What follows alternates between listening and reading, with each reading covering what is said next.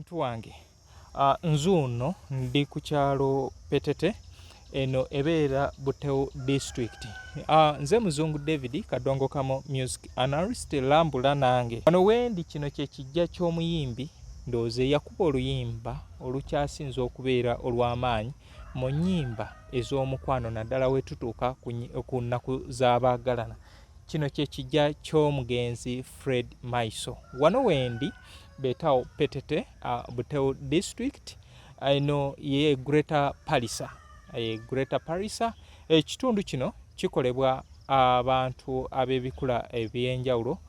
Mulimu eggwanga ly'Abagwere lye litwala wano, then Abateeso weebali, Abagisu weebali ne Abasoga. Era nga Parisa oba Abagwere yali combination y'Abasoga, Abalamogi n'Abateeso be baakola eggwanga ery'Abagwere okubeera nga weeriri. Naye leero sizze kubeera nga nsomesa byafaayo. Wano ndi mu kitundu kya Ikumbania. Buganda tubeera wa Kabaka, Busoga tubeera wa Kyabazinga. Kati wano ndi wa Ikumbania. Kati yono muganda waffe omugenzi Fred Maiso wano weyeebase ku kyalo Petete. Fred Maiso bangambye nti yazaalibwa mu mwaka gwa 1968, ekitegeeza aba yafiira ku myaka 44. Ono yali musaale nnyo mu kubagawo Eagles Production kubanga mbadde enyumyamuko ne muganda we, naye agenda kujja tufune interview naye nga atunyumiza butya abaana oba abakulu ba Eagles bwe bajja okubeera nga babagawo ekibiina ekyo, naye nga oluvannyuma amaanyi g'ono gaali mu kubanga bano baali babeera Makindye. Muzeeyi taata yalina amaka e Makindye, then amaka amalala nga agalina e Nansana. Kale n'awa banne omusingi omunene era enkumi n'enkumi z'abantu zeeyuwa wano okubeera nga zijja okuwerekera Fred Maiso. Amaka okulaba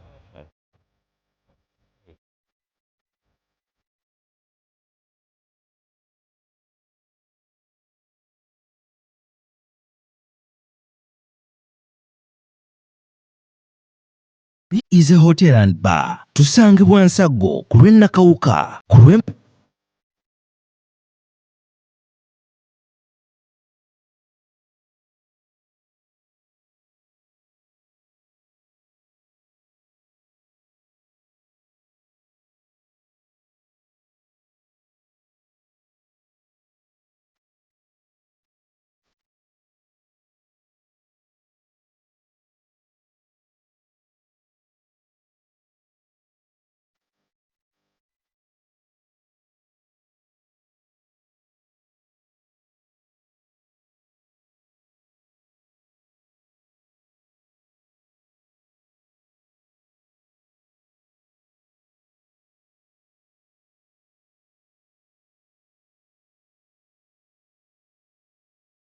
Ama's Closet, ffe yasinze okutuusako ebyambalo eby'omulembe okuva e China.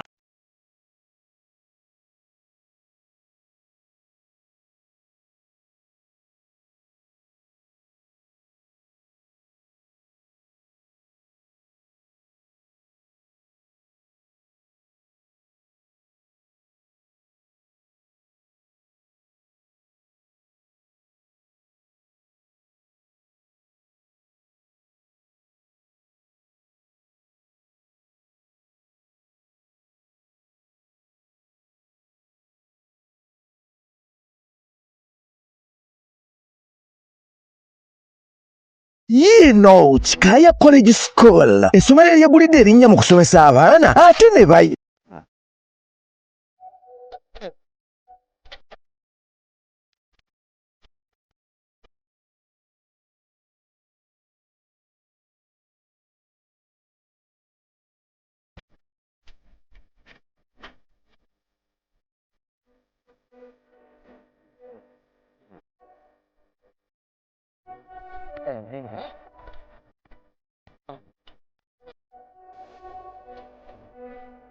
munene era enkumi n'enkumi z'abantu zeeyiwa wano okubeera nga zijja okuwerekera Fred Maiso. Amaka wogalaba maka gali organized, ekijja okiraba ndowooza nabo balimye olubimbi lunene.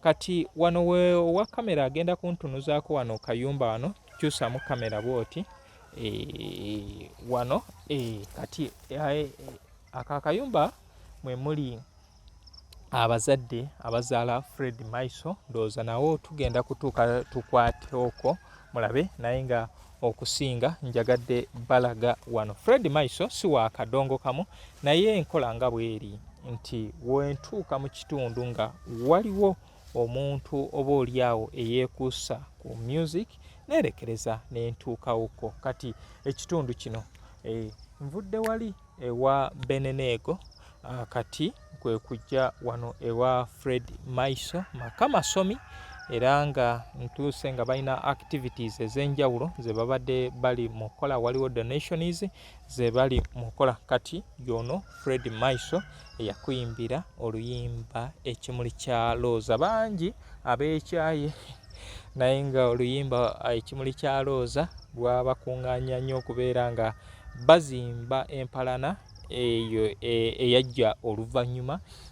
Then bangi abali mu bufumbo nga akayimba ekimuli kya Looza munange ke kamusembeza. Kale program eteekebwamu ssente. Aba New Subs Fashions basangibwa ku Sunset Arcade mu kibuga Kampala. Tambula ng'ova ku New Pioneer Mall oda ku Alwa Park ogenda kuyisa Wilson 1 Health Link Pharmacy. Kati Health Link Pharmacy weekoma yambuka amadaala ogenda kubanga otuuse ku New Subs Fashions weefunire ku ngoye ez'enjawulo. Hajjati Namatovu Fatuma munnange, oluyimba luno terunakye lwakukolera wakati wo ne Haji. Kati ogenda kuvaawo okkirire ewa abaagalana ababiri wa Mawejje ne mukyala waffe Nalubega Brenda ku Amas Closet for Tops and More. Bali ku Ham Shopping Grounds Block D, edduka liri 252. Ogende weefunire ku ngoye ez'abakyala. Era kati ndowooza wenjogera ku kimuli kya Looza, Brenda ategeera bulungi kyenjogera, kubanga ndowooza mu bantu bonna abasinga okwagala omwami we oba ndowooza ye Brenda engeri gy'ayagalamu muto wange Mawejje. Kale yoyo kayimba ekimuli kya Looza nkibaweereza. Kati ndina ono mukyala wange, mukyala namba ya Harriet owa B is a Hotel and Bar, nowewe Sonko Engineer Sonko Ronald, namwe mbaweereza akayimba ako. Abo be ba B is a Hotel and Bar basangibwa Nsagu. Tulina Kikaya College and Vocational School, abo bali wali Bulenga ku 7 Essira, okusinga balitadde ku IT ne vocational studies kw'ossa oluchina badde ne boardings, then arts ne sciences. Twinex International ne Plan B Records kw'ossa St. Michael Educational Center. Gwe yeetaga ennyimba za kadongo kamu osobola okunsanga ekasubi ku basooka kwavula stage. Kati ennyimba za mukadde waffe omugenzi Fred Maiso era nazo osobola okunsanga nazo. Ndowooza ndinawo entambize oba albums ziringa 4 mu tterekero lyange. Kale yono Fred Maiso, era wentuuse wano birungi byereere byempulidde nga banyumya ku Fred Maiso kw'ossa n'aba Eagles Production. Mukulu w'omugenzi abeera mutoowe byamunyumyako nti abasajja ba Eagles baaliwo ku lwa munnaabwe ne mu kumuwerekera biki n'ebintu eby'enjawulo, tibaakola omulimu munene.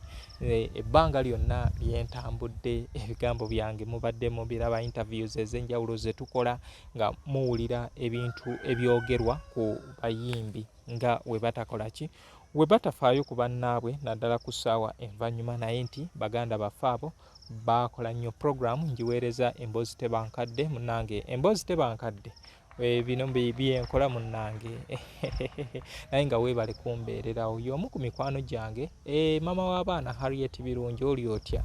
Ndi Petete ew'omugenzi Fred Maiso. Yeekolera Itongwa, ndi Petete. Twabadde twogera ne nkugamba ngenda kubeerayokko.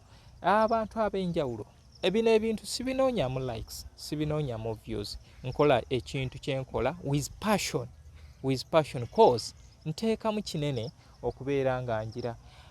Okutuuka wano giri oba emitwalo emeka okuva e Kampala sisuubira, naye gwe kati oli anaakugamba nti mwolya si mwendya, naye nkola ekintu kye njagala mbeere nga nsomesa ensi. Oba olyawo Fred Maiso Mukama Katonda yamuwa ekitone eky'okubeera ng'asomesa ng'ayita mu music. Nze siri muyimbi, naye nange nsobola okugattako ku mulimo gwe yakola nga mpita mu kubalambuza. Waliwo omuganda wange Kabugo Malik, omwami oyo alambuza abantu ebifa ku nnyanja n'ebintu eby'enjawulo. Omwagala era ngoberera nnyo ebintu by'akola. Kati nze munnange bino byenkola ki? Guno gwe mulimo gwenkola. So bwe ntyo ngenda kuva wano ate oba olyawo mbalageko ebirala, then wenva wano ate njolekere eridda ewaffe e Kampala.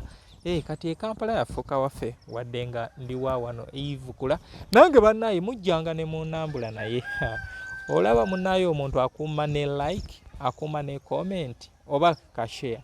Kati gwa nnimba nti olijjewe n'olaba muzongo we bamuteeka. Naye nga twagale nnyo ebyaffe, twagale nnyo obuwangwa bwaffe. Abali mu America muleme kwerabira nti mu America gye mwagenda si wammwe, mwagenda ku mawanga ewammwe we wano e Uganda, kw'ossa n'eye ekitundu ky'ova oli Europe, oli mu mawanga g'ebuwalabu, ne woobeera ng'oli wano mu ggwanga naye nga wava ewammwe n'obeerako ne woobeera. Twagale nnyo ewaffe, tukulaakulanye ewaffe, kubanga we ntuuse ewa Fred Maiso kyamazima olaba nga bakulaakulanyizaawo, nga kyangu nnyo n'okulaga omuntu nti wano weewaffe. Naye baganda baffe abalala, kale mubeere bulungi, mweraba.